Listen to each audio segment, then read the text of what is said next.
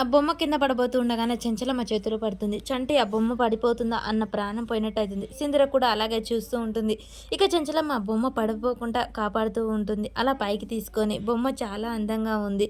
విలువైన వస్తువులు చేయి జార్చుకోకూడదు చంటి. మనిషి అయినా అంతే, బొమ్మ అయినా అంతే. ఏదైనా సరే మన చేయి జారిపోతే ఇంకా చేయి దక్కదు అని చెప్పగానే, అమ్మగారు నిజంగానే ఈ బొమ్మ పగిలుంటే నేను చాలా బాధపడేవాడిని. చాలా థ్యాంక్స్ అమ్మగారు బొమ్మ పట్టుకున్నందుకు అనగానే, బొమ్మ చాలా అందంగా ఉంది. ఎక్కడిది చట్టి బొమ్మ అని చెప్పేసి అనగానే, నా పుట్టినరోజు కానుకగా అమ్మాయి గారే నాకు ఈ బొమ్మనిచ్చారు అని చెప్పగానే, అవునా!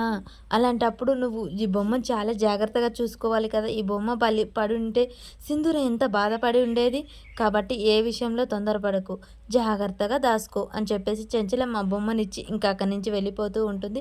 ఇక ధర్మయ్య అన్న మాటలు విజయమ్మ గుర్తు చేసుకుంటూ ఉండి ఒకసారైతే ఆ ఊరి పెద్ద మనిషికి ఫోన్ చేస్తూ ఉంటుంది. అమ్మగారు నమస్తే అని చెప్పేసి అంటాడు. నేను ఈ పక్కూరి సర్పంచ్ విజయమ్మని మాట్లాడుతున్నాను. మా ఊరు నుంచి ఒక ఫిర్యాదొచ్చింది. మీ ఊరి చెంచలమ్మకు చెప్పండి. అక్కడికి రమ్మని. సరేనమ్మా ఫిర్యాదు ఎవరి మీదికి అని చెప్పేసి అనగానే, మీ ఊరు చెంచలమ్మ మీదికి. ఏంటి అమ్మగారి మీదనా? అదేంటమ్మా అలా మాట్లాడుతున్నారు? అమ్మగారి మీద ఫిర్యాదు ఇచ్చేవాళ్ళు ఎవరుంటారు? వాళ్ళ బియ్యంకులే ఇచ్చున్నారు.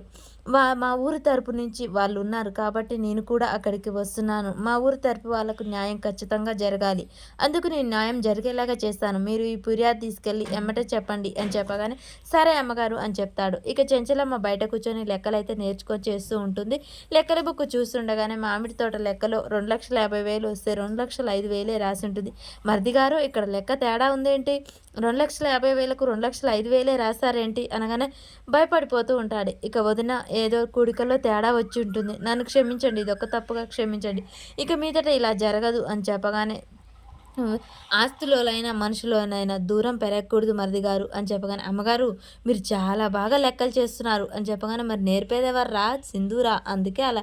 మామయ్య నాదేం లేదు. అత్తమ్మ పట్టుదలే తనకు చదువు తొందరగా వచ్చేలా చేసింది అనగానే, ఈలోపు పెద్ద మనుషులు వచ్చి నమస్తే చేస్తూ ఉంటారు. ఏంటి ఇలా వచ్చారు అని చెప్పగానే, ఫిర్యాదు వచ్చిందమ్మా రేపు తీర్పుకు మీరు రావాలి అని చెప్పగానే, సరే ఫిర్యాదు ఎవరి మీద అనగానే, వాళ్ళు భయపడుతూ ఉంటారు. చెప్పండి రేపు నా కోడలు సింధూర నేను వస్తాము. నా కోడలే చెప్తుంది తీర్పు అని చెప్పగానే, ఫిర్యాదు వచ్చింది మీ మీదనేమ్మా అనగానే, ఏంటి చెంచలమ్మ మీదనా? చెంచలమ్మ మీద ఫిర్యాదు ఇచ్చేంత ధైర్యం ఊళ్ళో ఎవరికుంది అని చెప్పేసి కేశవ అడుగుతూ ఉంటాడు. అది మీ ఈ అంకుల వారే అని చెప్పగానే ఒక్కసారిగా సింధూర భయపడిపోతూ ఉంటుంది. ఏంటి అమ్మ నాన్న ఫిర్యాదు చేశారా అని చెప్పేసి అనగానే అందరూ అలా షాక్ అయి చూస్తూ ఉంటారు. ఏంటి సింధూర వాళ్ళ అమ్మ నాన్న ఇంత పని చేశారా అని చెప్పేసి అయితే అలా చూస్తూ ఉంటారు. మరి సింధూర అక్కడికి వెళ్ళాక ఏం న్యాయం చేస్తుంది?